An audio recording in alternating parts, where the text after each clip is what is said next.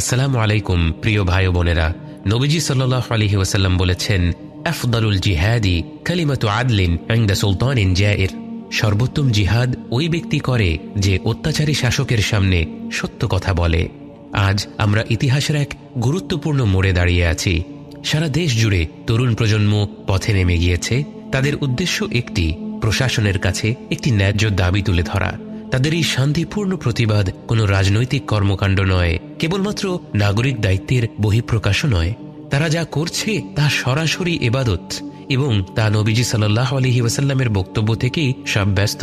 তিনি সাল্লাল্লাহু আলাইহি ওয়াসাল্লাম বলেছেন, যে ব্যক্তি শাসকের সামনে কালিমাতু আদল তুলে ধরে, কালিমা অর্থাৎ কথা এবং আদল অর্থাৎ ন্যায্য, ন্যায়সঙ্গত অর্থাৎ হক কথা, এই হক কথা বলাকে তিনি শুধুমাত্র জিহাদ বলেননি, বরং আফদালুল জিহাদ অর্থাৎ সর্বোত্তম জিহাদ বলেছেন। জুমার দিনে জামাতগুলো যখন রাস্তা পর্যন্ত পৌঁছে যায়, আমরা রাস্তায় সারিবদ্ধ হয়ে দাঁড়িয়ে থাকা মুসল্লিদের ইবাদতকারী হিসেবে চিহ্নিত করি। হজের দিনগুলোতে হাজিরা যখন আরাফাতের ময়দানে ভিড় করে দাঁড়িয়ে থাকে, আমরা তাদেরকেও ইবাদতকারী হিসেবে চিহ্নিত করি। আজ নিজেদের জানের মায়া ত্যাগ করে যে ভাই বোনেরা রাস্তায় নেমেছে, তাদেরকেও আমাদের ইবাদতকারী হিসেবে চিহ্নিত করা উচিত, এবং তাদের পাশে দাঁড়ানোর জন্য আমরা যার যার জায়গা থেকে যা করতে পারি একজন মুসলিম হিসেবে তাই করাটা আমাদের কর্তব্য। এই পাশে দাঁড়ানো বিভিন্ন রূপ নিতে পারে। হতে পারে কোনো এক বাবা তার সন্তানকে এই প্রতিবাদে অংশগ্রহণ করার জন্য উৎসাহ দেয়া, অথবা কোনো মা ছাত্রছাত্রীদের জন্য কিছু খাবার পাঠিয়ে দেয়া। হতে পারে অভিভাবকেরা তাদের সন্তানদের সাথেই পথে নেমে পড়া। আবার হতে পারে আহত তরুণ তরুণীদের জন্য নিজের ঘর খুলে দেওয়া, ডাক্তার ভাই বোনেরা বাড়তি সময় ধরে আহত ভাই বোনদের চিকিৎসা করা। আবার হতে পারে শহীদ আবু সাঈদের বাবা মায়ের মতো ধৈর্য ধারণ করা। এবং অবশ্যই প্রতিটি মুমিন ব্যক্তির দায়িত্ব গোটা সমাজের জন্য এবং বিশেষ করে রাস্তায় নেমে পড়া ভাই বোনদের জন্য আল্লাহর কাছে একনিষ্ঠভাবে দোয়া করা। নবীজি সাল্লাল্লাহু আলাইহি ওয়াসাল্লামের নবুয়তের আগে হেলফুল ফুদুল নামে একটি সামাজিক সংগঠন প্রতিষ্ঠা করা হয়েছিল, যার মূল লক্ষ্য ছিল আরব সমাজের অন্যায় অনাচার বন্ধ করা, বিশেষ করে সমাজের এমন দুর্বল ব্যক্তিদের সহায়তা করা যারা সহজে ন্যায় বিচার পাওয়ার অবস্থায় ছিল না। বহু বছর পর নবুয়ত লাভের পরবর্তী সময়ে নবীজি সাল্লাল্লাহু আলাইহি ওয়াসাল্লাম একবার হেলফুল ফুদুল সম্পর্কে বলেছিলেন, আমাকে যদি ইসলামের যুগে এরকম কোনো কিছুতে অংশগ্রহণ করতে বলা হতো, আমি তাতে রাজি হয়ে যেতাম। এখান থেকে বোঝা যায় সামাজিক ন্যায়পরায়ণতাকে আমাদের দ্বীনে কতটা গুরুত্ব দেওয়া হয়। আরেকটি বিখ্যাত হাদিসে নবীজি সাল্লাল্লাহু আলাইহি ওয়াসাল্লাম বলেছেন, তোমাদের মধ্যে কেউ কোনো অন্যায় দেখলে সে তার হাত দ্বারা প্রতিহত করবে, যদি তা সম্ভব না হয় তবে মুখ দ্বারা প্রতিহত করবে, তাও যদি না করতে পারে তাহলে অন্তর দিয়ে তা ঘৃণা করবে।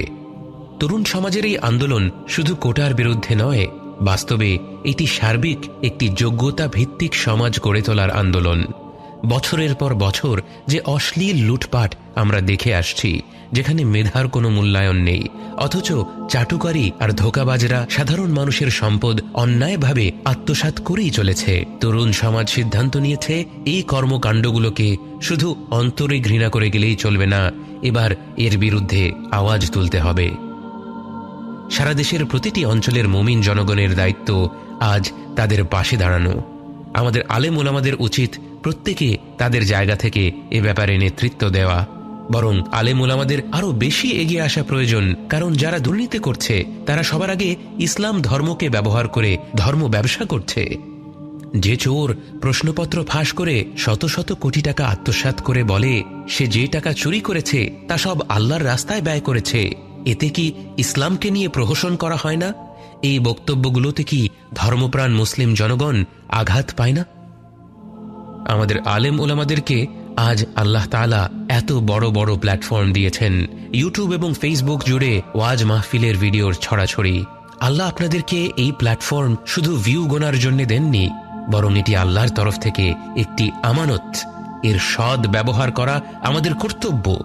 দেশের এই ক্রান্তি লগ্নে আমরা কি মাযহাবের ভেদাভেদ নিয়ে পড়ে থাকব, নাকি সকল মুমিন ব্যক্তি এক হয়ে সমাজে কল্যাণ ও ন্যায়পরায়ণতা প্রতিষ্ঠায় একে অপরকে সহযোগিতা করব?